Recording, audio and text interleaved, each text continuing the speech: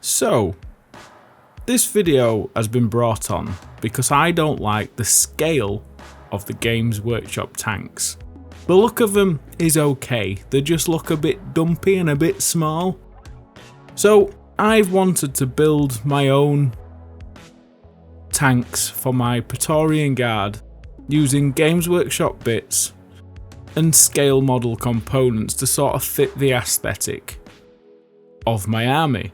Being Praetorian Guard, it's 1800s-esque. I don't think sci-fi is going to work, but I still wanted to go with the grimdark look, but keeping it old sort of wartime vehicle. And to do this, I need a lot and lots of parts, even ones covered in detal. So I'd like to thank my audience for sending me these. I will put a list of names up, so just to say thank you, you know, I couldn't have done it without you. And because I've got maybe 5 or 6 tanks that I'm wanting to custom build, maybe even more into the future if I really do get into this, I need a lot. So I've had to sit and organise everything out. I did get to a point where I think I might as well stop, but there were loads of little gribbly bits that I could use to make it look how I want. I emptied this last bag to have a good look through, and yeah, it took me another hour or so. But anyway, once I got through it, it was just a matter of putting it in a box and getting ready for the build.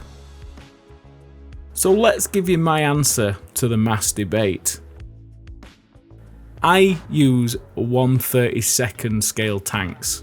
1, they're a little bit bigger, still need my glasses, but 2, they still look very in proportion with the models. The guns are very oversized, so when you put them up with a shall we say, to-scale tank, it looks right. Now, for gluing this together, I'm using Plastic Magic. Followers of the channel asked us if we could stock this. I've never actually used it myself, so I thought I'd have a go, and you guys were right, it's a bloody good glue. So check the links below. Now, with it being a scale model kit, it's a lot more complicated than I thought it was going to be. There was a hell of a lot of bits. It took me literally all day to build. However, the detail on the kit is awesome. Now, I was just saying, the oversized bits with the scale 1/35 model, the sponsons are almost the same size. It's only like a mil out, so slight modification just to fit the guns through the holes. And that's the only real modification I had to do, because obviously these are designed for small little cannons to fit in, not these big bulbous heavy bolters. So yeah, with a slight modification and a little bit of extra cutting a bit of sprue to add a bit of height, it fits great.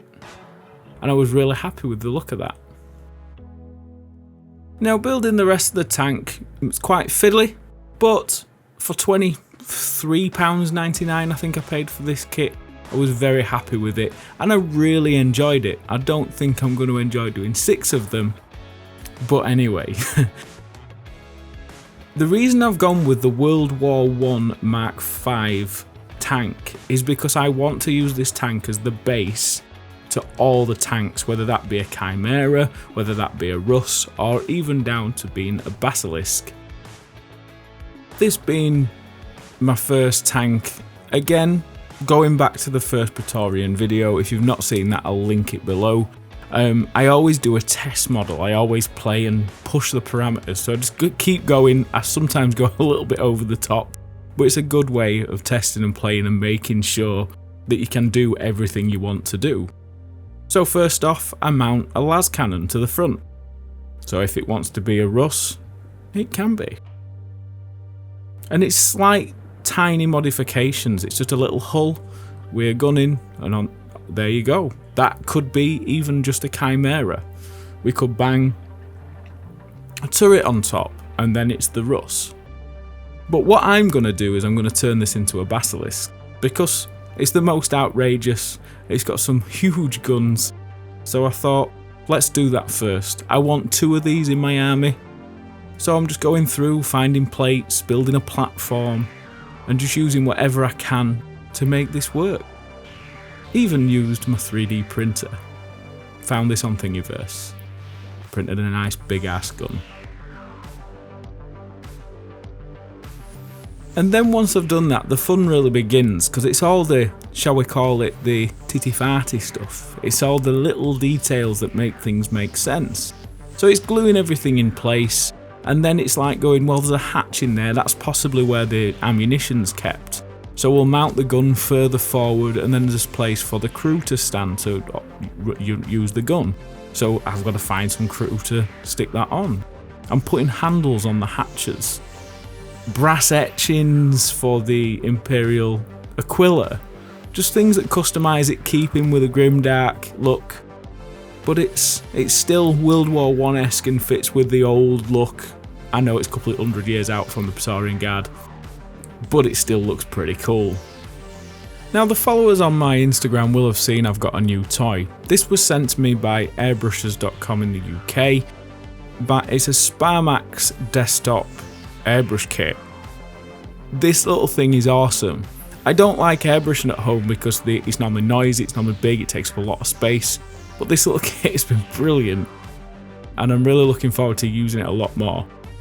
If you're bothered about what airbrush I've got, it's a Max 4. I haven't had any problems with it so far. It's a nice little brush, and I'm really enjoying it. For painting it, all I did was I put some burnt umber down as a base coat, but not putting as much paint on near the recesses to have an element of shading, then just onto a Japanese uniform for a second highlight. I did take it outside and spray it with a gloss varnish, and then I hit it all over with a wash. This was just to get some grubbiness to it, to give that grimdark vibe. And all I did was just heavily wash some brown wash on, and then pull it down with a cloth. Once that's dried, seal it again with the gloss varnish, and then go on to the final highlight, which was dark sand. And this is where it really starts to come to life, just focusing in the centre of the panels, giving it some shading, a bit of character, focusing on the highlights, and just getting it in between them panels with this airbrush was a piece of poddle, and it really sped up the process, painting this tank very quickly.